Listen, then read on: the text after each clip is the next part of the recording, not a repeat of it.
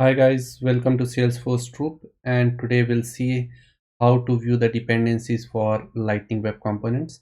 And this is a pretty new feature, and to view this feature we need a Winter 22 pre-release org. So let's go and see how you can get the Winter 22 account. So to create an account for Winter 22 pre-release, we have to fill up this form and we have to sign up for the account. The form is very simple. You will get the URL in the video description. You need to select first name, last name, title, email, phone, country, company, and here select a pre-release edition. You need to select a developer, and once you check the checkbox and click the start free trial, you'll get your credential on your email address that you are providing here. So once you have your account ready and you go to your account now, or basically a developer org, and in my developer org I already pushed some lightning web component and dependent components so that we can easily able to visualize the dependency graph. So now I have winter 22 developer org and I'm in a quick find on the home page. Basically I'm going to quick find and typing lightning, and here you need to select lightning components, and now here you will see the whole list of our lightning web components. And if you want to see a dependency graph of a particular component, I'll select this drag and drop LWC component.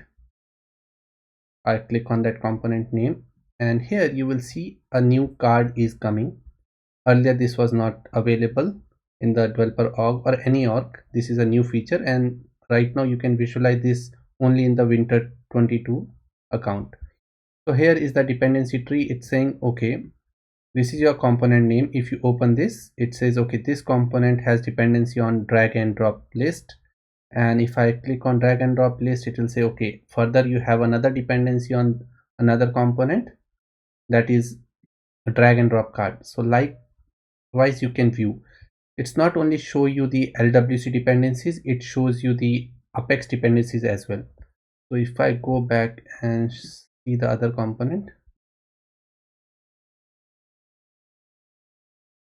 and now I select another component, Apex demo LWC, and now you'll see it will show us the dependency of Apex class as well. It will give us the class name,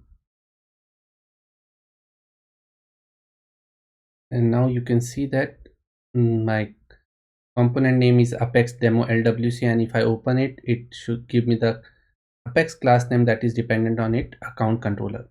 So likewise you can view all the dependency graph. If you have many nested component, you will see each and every dependency over here, and it's a pretty cool feature. Sometimes we want to delete some component but we don't know where all this component has been used, so now dependency tree is available for us to solve that problem.